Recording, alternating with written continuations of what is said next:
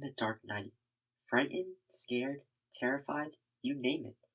Turn around and all of a sudden,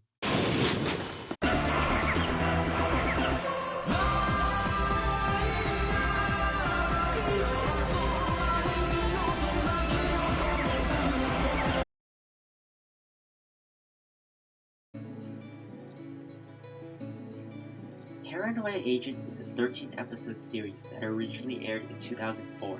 It was created by Satoshi Kon and produced by Studio Madhouse. Now, if you have ever heard of Kon's works, you'll know that his work revolves around the human psyche and illustrates just how complex the human mind can be. Some examples include Paprika and Tokyo Godfathers. But he also follows the same trend in Paranoia Agent, as it does a very excellent job of giving you an idea of what the characters are thinking and exactly how they feel in specific scenarios, not only physically, but mentally as well.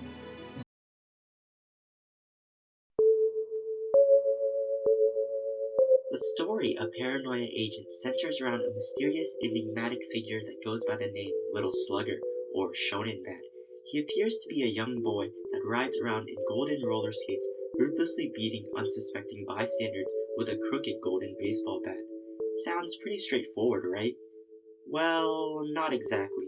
You see, Little Slugger does not go around just batting random victims. The only victims of Little Slugger are those that have been overwhelmed by the amount of stress in their lives that they feel they have been psychologically cornered. Strangely enough, though, when you are attacked by Little Slugger, he does not kill you. In fact, the exact opposite happens. Sure, you end up in a hospital with a concussion, but after you are attacked, you wake up and you feel relieved, almost as if all your stress has been alleviated. In that sense, it is almost as if Little Slugger has saved you and made all your troubles and worries disappear. Despite that, obviously the idea of a delinquent little kid rolling around knocking people into comas is not very appealing with societal law. Therefore, this anime centers around Little Slugger being pursued by the police who investigate and try to uncover the mystery behind this figure. With that being said, let me remind you that this is only a 13-episode series, and most of the series is episodic in style. So the general format of this anime proceeds as follows. There is a new victim introduced in almost every episode, starting with the first victim, our main character, Sagi Tsukiko. I won't go too in-depth with all the characters, but this episodic style does give you a very diverse cast of characters, and allows you to see the psychological and mental breakdown of each of these characters, which all ends up with them being saved, so to say, by an attack from Little Slugger.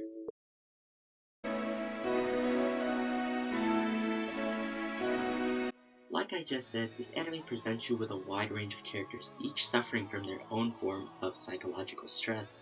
That doesn't mean that all the characters are similar tropes at all, as characters range from a young boy who's worried about his social standings to a grown woman who has multiple personality disorder. Despite the range of characters, the use of perspective in this anime is very consistent, as each character has an episode that focuses solely on them. This allows each character to have, at the very least, a decent amount of depth to them. Variety is not the only thing that this anime has going for it. It is masterful in how it creates an eerie atmosphere. Now, most people will generally argue that horror and anime do not go well together, and I would agree on that, but Paranoia Agent, although not a horror anime, instills a sense of fear into its audience every time Little Slugger makes his grand entrance.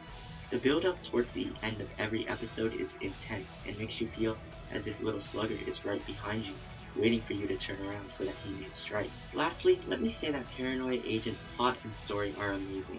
Although the idea may seem simple, it is a lot deeper than you think. This is where describing the series any further gets a bit tricky, as we're entering borderline spoiler territory. So all I will say is, if you do decide to watch the series, just get ready to enjoy the brilliant story that it tells.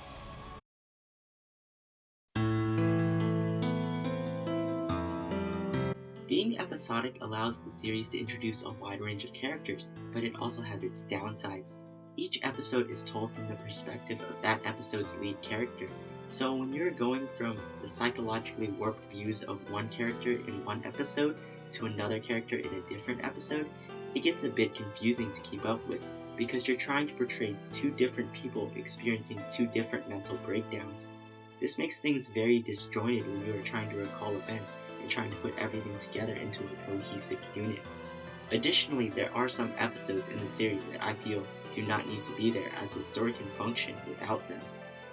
The final potential issue is the drastic change in art styles very suddenly.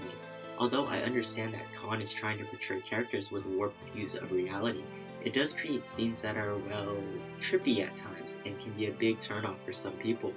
Not only that, but as you can see from some of these visuals, the art style is a bit dated, and that is definitely a big no-no for some anime viewers.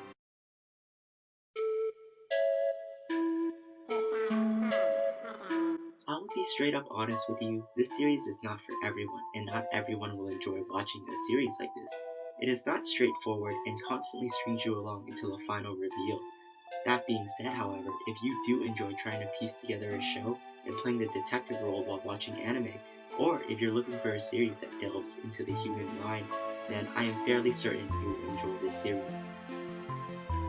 Anyways, thank you so much for watching this video. If you enjoyed, please like and subscribe to my channel.